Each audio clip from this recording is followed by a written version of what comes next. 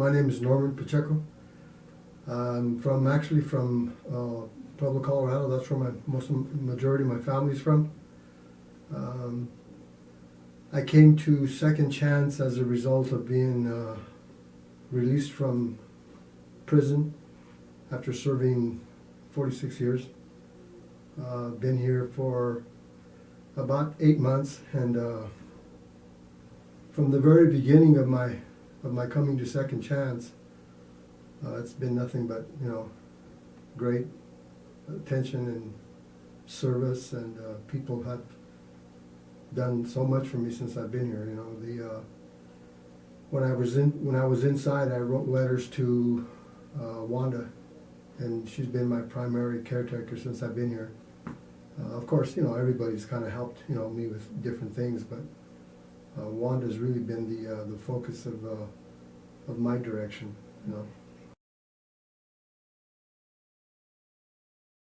Oh gee, my attitude, the way I look at life, the way I think, the way I perceive things to be.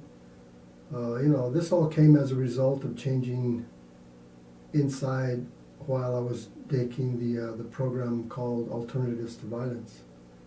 Alternatives to Violence has been an integral part of my life. I'm embedded with it. It's how I go through each day and deal with the adversities that come.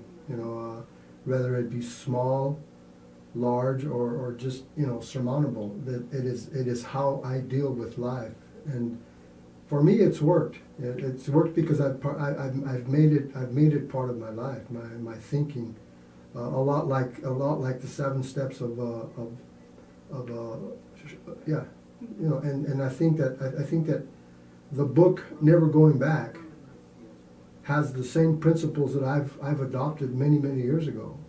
Now I'm here where I have hands-on, where I listen to Adam, or I listen to Latif, or I listen to other people that are here, and it's as if though they're mimicking what I've thought and what I've perceived since I started Alternatives to Violence. Mm-hmm.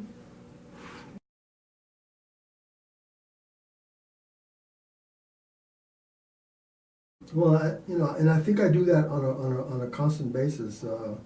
I have a thing on Thursday night in the house where I actually use Latif's book, and I go through the 7 steps with them because they can't come to Second Chance. So I make the material available to them so that they know what's available to them, so that they don't come back, so they don't have to go back through the cycle. Halfway houses are a stepping stone for where you want to go if you so choose to use that. It can also be a hindrance if you choose to be ignorant, selfish, and just don't care.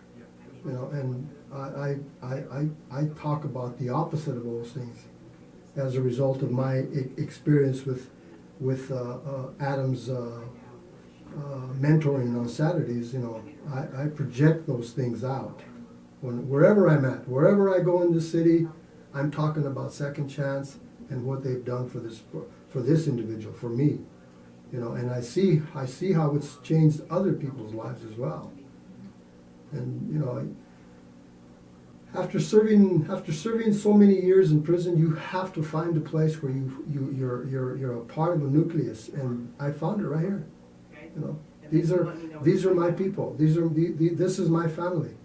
I have a family, but this is my family. These are the people that see me, they hug me, they embrace me with the things that are going on, not only in my life, but in their lives.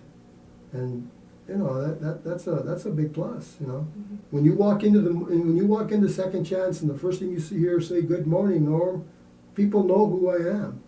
They know that I'm coming here for a reason. I'm hugged. You don't get hugs in prison. You get a hug in prison, you want to know what you're doing. So it's for me it's been a joy.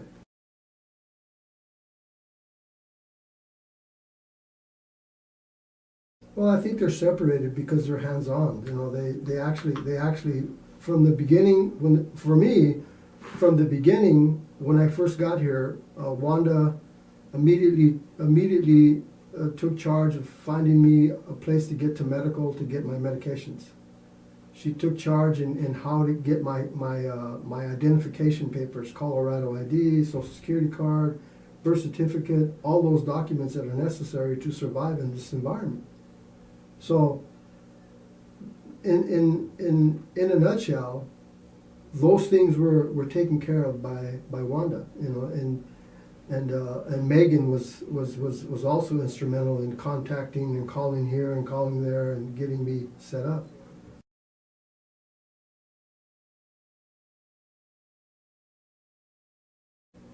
Well, I think 10 years ago, I was primed for release. My case managers all felt that I should be, given the opportunity to go out. And I think that, our Creator, the person that we call God, I had to let Him make that choice. I had to let Him do with me what He was going to do and continue to mold me in the direction that He wanted me to go into. I continue to program. I continue to stay focused with the people here. I communicated constantly with people.